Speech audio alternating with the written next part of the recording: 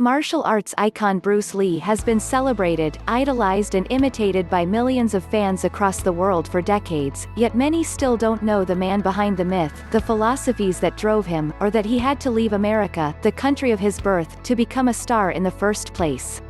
Premiering Sunday during a pandemic that's seen a sharp rise in anti-Asian sentiment and an urgent national reckoning with racism in America, the ESPN documentary, Be Water, humanizes the behind-the-scenes battles Lee fought in life with even sharper relevance than filmmaker Bao Nguyen could have anticipated.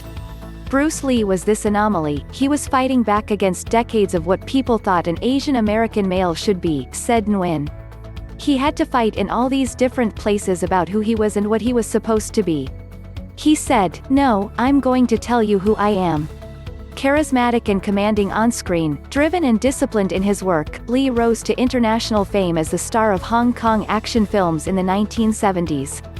In Fist of Fury, The Way of the Dragon, and The Big Boss, he captivated audiences and sparked the popularity of martial arts in America. Enter the Dragon, released a month after his death in 1973 at age 32, made him a legend. But many don't know about Bruce Lee's experiences growing up in Hong Kong, or the diverse friendships that helped him define his own idea of Americanness when he returned to the US as a young man.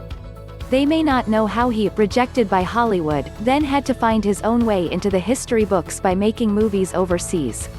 The Asian male was the face of the enemy to many Americans, said Nguyen. It was this vicious cycle of society reflecting media and culture reflecting society. There had to be some kind of intervention there, and Bruce, in a way, was that intervention. He was the hero that we hadn't seen before. The leading man that we hadn't seen before. Representation was Lee's form of protest, says Nguyen. But given current calls to support Black lives, he hopes the film underscores how the fight for civil rights in the 1960s paved the way for strides by Lee and the Asian American community. One thing about Bruce is people always think of him as this great teacher, said Nguyen. But he was as much a student of everyone he met in America. Weaving together archival photographs, home videos, interviews and Lee's own written words, Nguyen crafts a poetic profile in history.